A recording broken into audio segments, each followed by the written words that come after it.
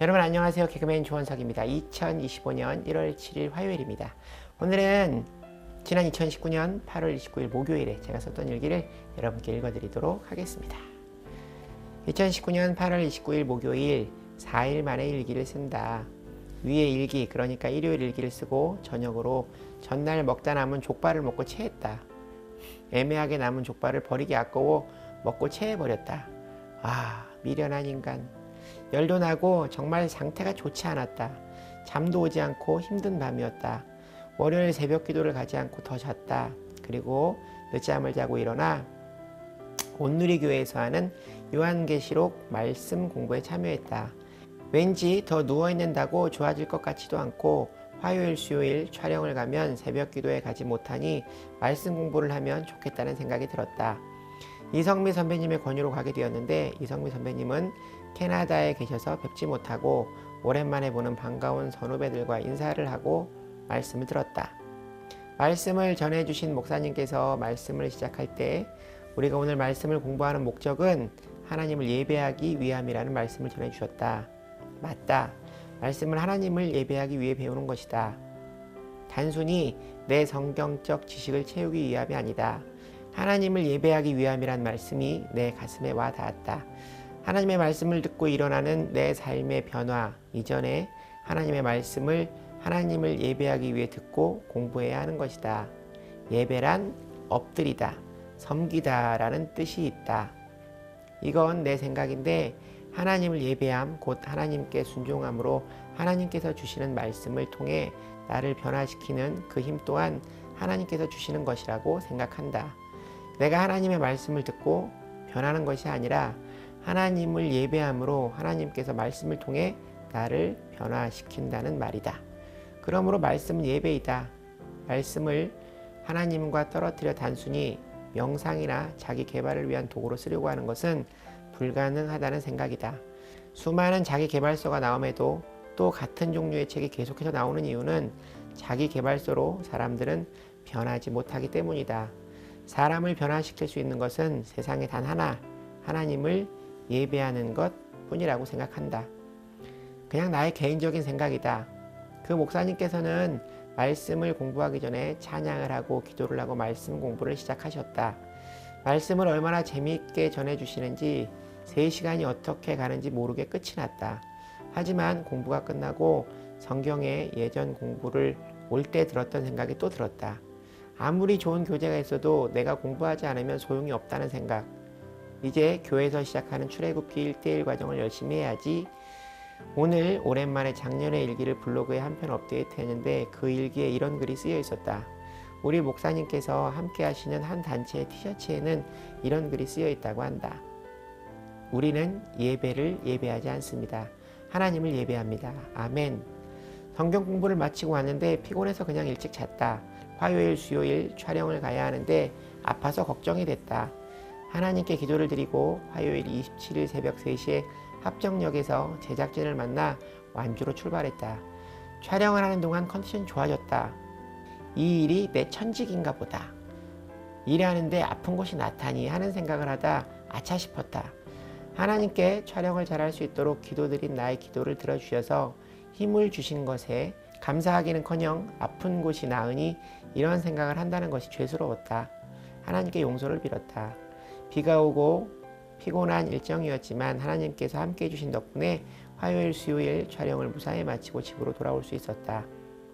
오는 동안 차 안에서 카메라 감독님과 PD님에게 내가 개종을 하게 된 계기와 감사함 그리고 복음을 짧게 전할 수 있었는데 이야기의 마지막은 타락한 교회에 대한 사람들의 생각이었다. 그중 한 분은 교회를 다니기 싫어져서 다니지 않는다고 했다.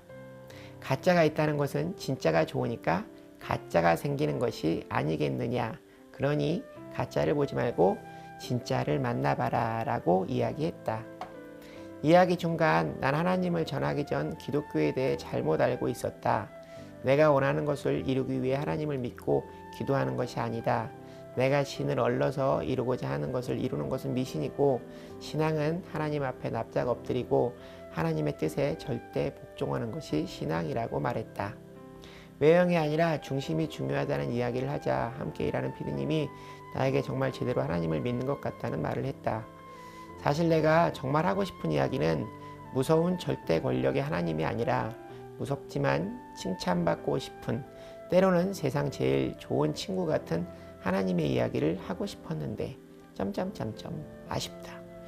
어제는 집에 돌아와 푹 자고 오늘 새벽 기도를 갔다. 오늘은 그냥 감사 기도만 드리고 자리에 가만히 앉아 있어야지 하는 생각이 들었다. 바람의 기도를 드리지 않고 베풀어 주신 은혜에 감사하고 싶었기 때문이다. 어제로 약속된 촬영이 모두 끝이 났다.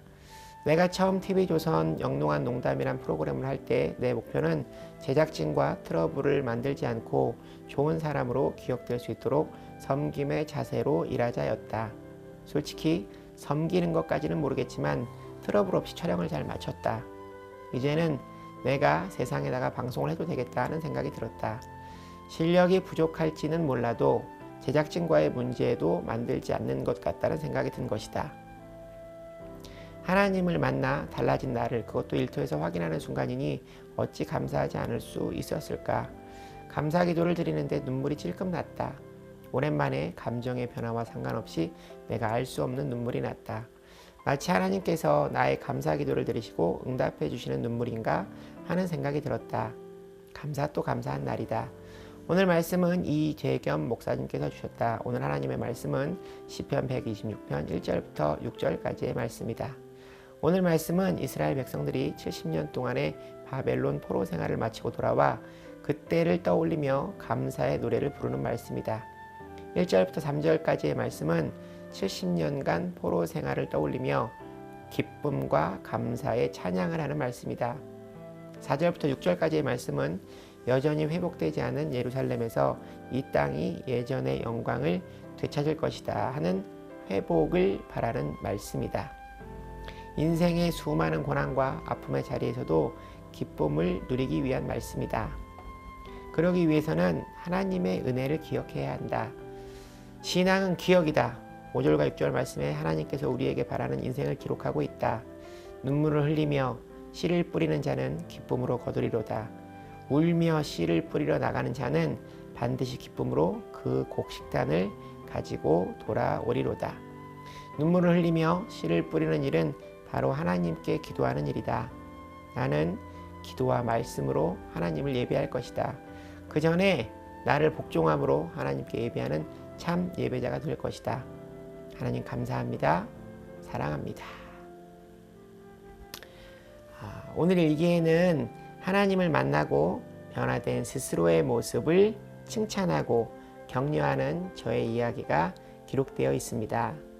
어쩌면 이런 모습이 보통 사람의 모습인데 제가 그 전에 너무 혈기왕성하고 피해의식에 가득 차 사람들과의 사이에 트러블을 만들었기 때문인 것 같습니다. 그러나 제가 한 가지 자신할 수 있는 것은 어떤 상황을 대하는 태도는 믿는 사람의 모습으로 변했다는 것입니다.